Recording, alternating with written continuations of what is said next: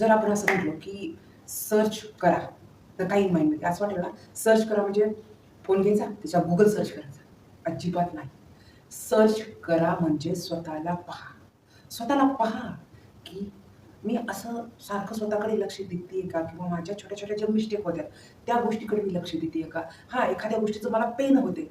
ती गोष्ट का मला एवढी पेन करते? मी इतका लेझीपणा करते.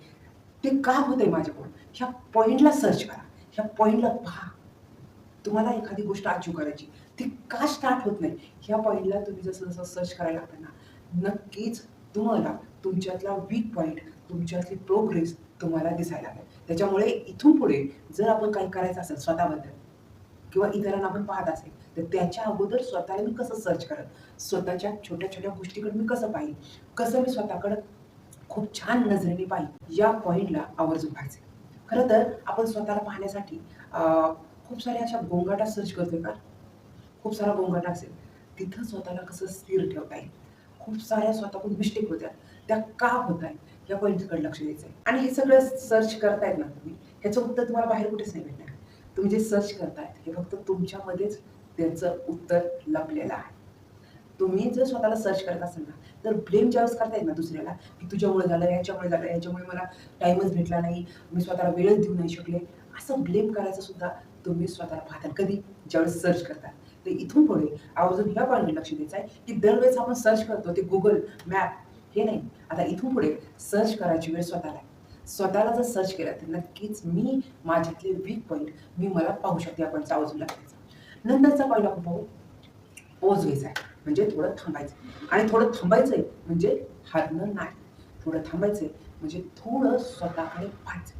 आपण थांबायचंय का? त्याच्या मागचं रिझन असं आहे, जर एखादा समोरच्या व्यक्ती आपल्याला क्वेशन विचारला, तर लगेच उत्तर द्यायचं नाही. 3 मिनिटं स्वतःला थांबायचे. 3 मिनिटं थांबल्याच्या नंतर ते उत्तर द्यायचंय. जर एखाद्या वेळेस खूप राग आलाय, खूप मन चिडलंय, लगेच डिसिजन नाही घ्यायचा. थोडं थांबायचंय. त्या गोष्टीला खूप छान पाहायचंय.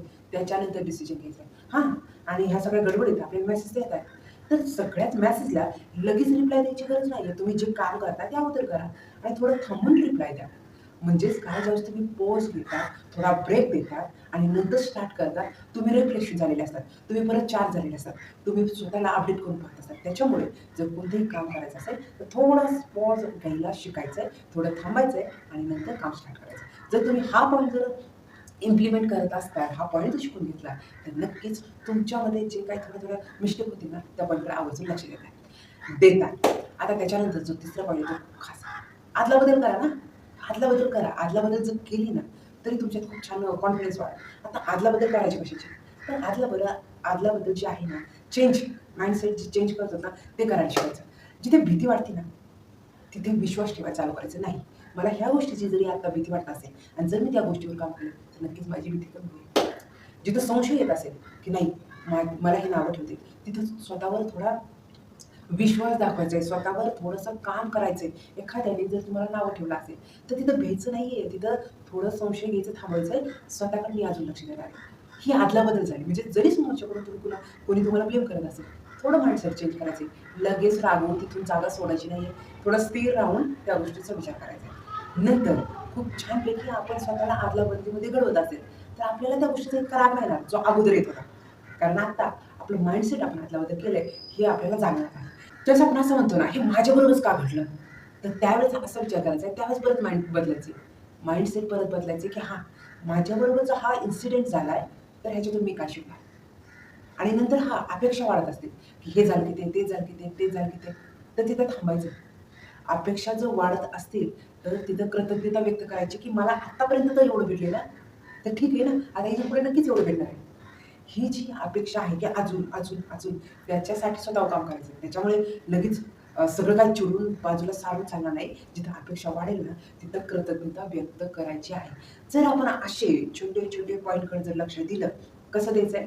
सर्चिंग करायचंय स्वतःला, पॉज घ्यायचा आणि माइंडसेट चेंज करायचे, अदला-बदल करायचे. हे जर पॉइंट आपण सहज थोडे शिकून घेतले ना, बघा तुम्ही लाईफ कशी चेंज होते. म्हणजे काय होईल माहिती आहे का? चिडकेपणा बंद होईल, ब्लेम करायचं बंद होईल आणि ज्यावेळेस स्वतःला व्यक्ती ज्यावेळेस सर्च करायला लागतो ना, त्याला दुसऱ्यांच्या चुकांकडे एवढं लक्ष जात नाही. तो दुसऱ्यांना एवढा चिडत नाही, कारण तो स्वतःमध्ये खुश असतो. बघा चॅलेंज घ्या आणि स्वतःला पहा. जर तुम्ही ह्या 3 गोष्टी जर शिकून घेतल्या तर नक्कीच तुम्ही खूप छान आनंदी लाईफ एन्जॉय करू शकता. तर वेळात वेळ काढून तुम्ही जो व्हिडिओ पाहिला त्याच्याबद्दल खूप सारे धन्यवाद. आणि असाच व्हिडिओ पाहत राहा आणि व्हिडिओ आवडला तर नक्कीच लाईक करा. तर